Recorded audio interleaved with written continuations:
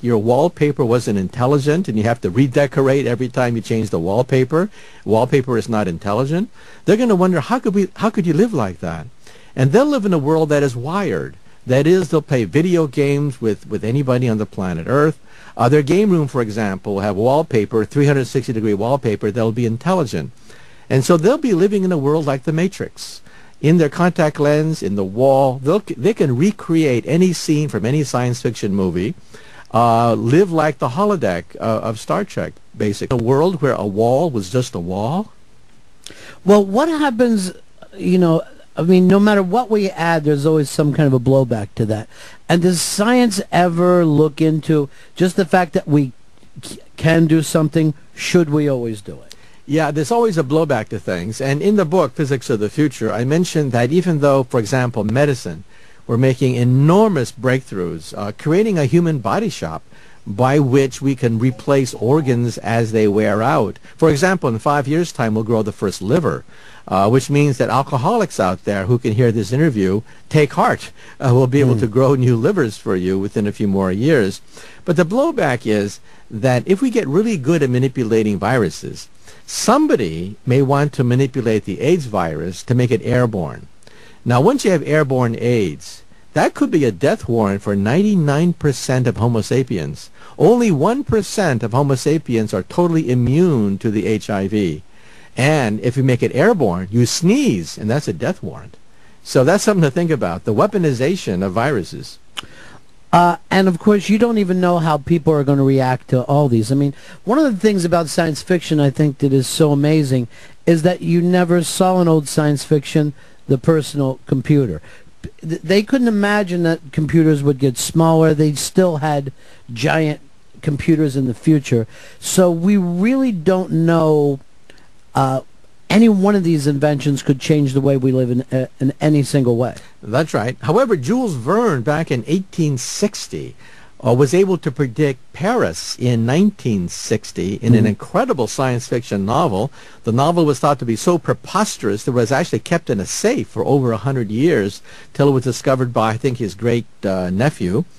And it turns out that he predicted glass skyscrapers, fax machines, something like the internet, and gas-fired automobiles in a time when people lived in shacks, in a time when people had wagons stuck in the mud. He was already predicting traffic jams and things like that. How did he do it? He did it by interviewing the best scientists coming through Paris. And so I said to myself, I'm going to have to interview the best scientists that I can get my hands on and put their thoughts in one book.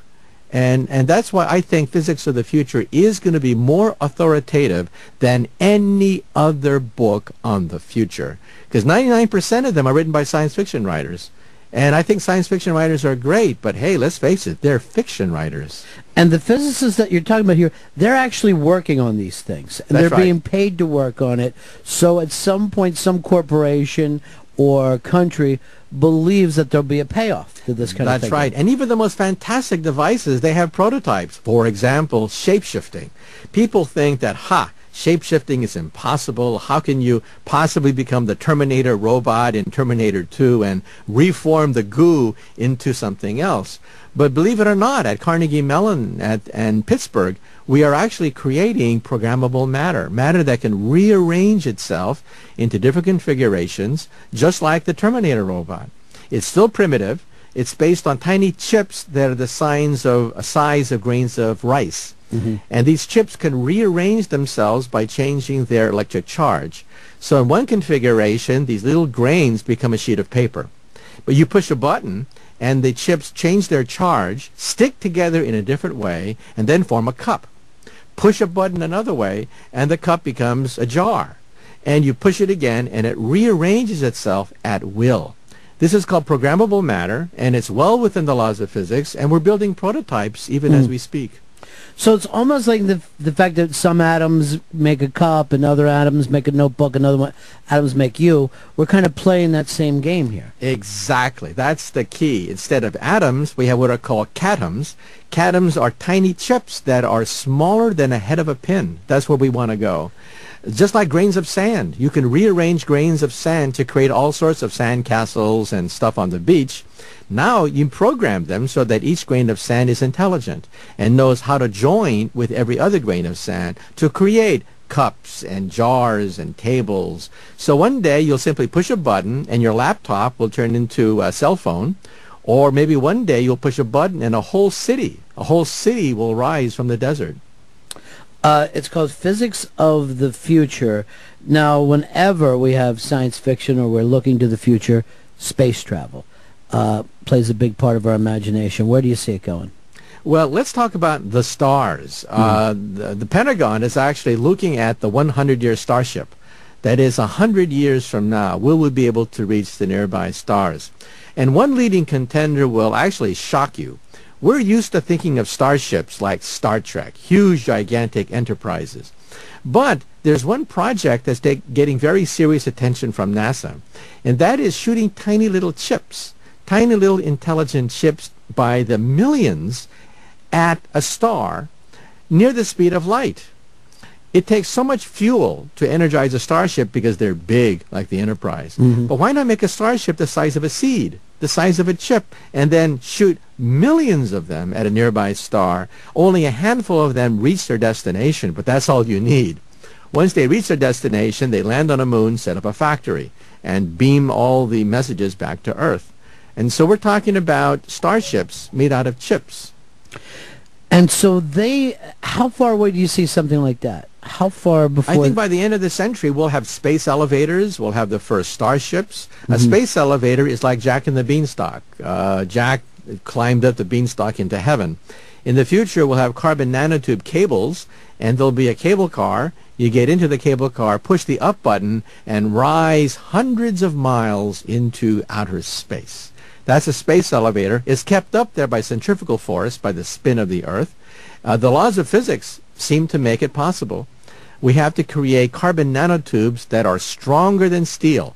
Carbon nanotubes already exist. However, they're very tiny. We have to create hundreds, thousands of miles of these super strong carbon fibers, and the future could be no worse than simply hitting the up button of an elevator. Wow, that one's mind-blowing. That one's mind-blowing. And this one is, like you said, pretty much accepted across the boards. That's right. We've done the math. It all works out. It's an engineering problem now, trying to weave together carbon fibers that are thousands of miles long, when right now the world's record is maybe an inch. But these are super strong fibers. Graphene, for example, is like saran wrap, except it is one layer of carbon atoms. They're arranged in a foil. Graphene is the strongest substance known to science. You can take an elephant, put the elephant on a pencil, balance the pencil on a sheet of graphene, and it won't break. Wow. That's how strong graphene is. And we make it in the laboratory every day now. Another thing that you get in here is time travel. From your work, do you think this is ever possible? Well, going into the future, that is maybe a millisecond or so into the future, our astronauts can do that. Because when you go into outer space, time beats at a different rate in outer space than it does on the Earth. Time beats faster on the moon than it does on the Earth, for example. It's a very tiny effect, so the astronauts are a little bit younger, but not by much. Going into the past, that's the big one. That may take centuries and centuries, because by that time we may be able to have energies comparable to a black hole. That's what it takes to rip the fabric of space and time. So Einstein said that time is a river. It meanders its way throughout the universe, but the river of time can have whirlpools. And the river of time can fork into two rivers. So time travel is something that we physicists take very seriously. It seems to be compatible with the known laws of physics. But to actually build one, hey, that's for our great-great-great-great-grandkids. Right. So one day, if somebody knocks on your door and claims to be your great-great-great-great-granddaughter, don't slam the door. You never know. You never know. No, but that would actually have to mean that the past kind of still exists, right? Well, but the past physically exists. Yeah, the way to get around these paradoxes, like what happens if you meet your teenage mother before you're born and she falls in love with you, you're in deep doo-doo if that happens. The way to get around it is that if the river of time forks into two rivers, what you do is you jump stream from one river to the next river. You wind up in the past, But you meet a teenage girl who looks like your mother, is genetically identical to your mother, has the same memories as your mother, but it's really not your mother. It's a parallel universe. So the universe forked into two universes, and basically if this teenage girl falls in love with you, you're not going to disappear because your mother did in fact give birth to you in your time stream, but another time stream opened up. I literally just feel like I'm smoking hash. When I even start to listen to any of that, I'm high. Yeah, well, this is physics, modern physics, a la Einstein. And people sit around and our smartest people talk and think the same way you do, which if you were in school talking and thinking this way, that kid would probably get in trouble.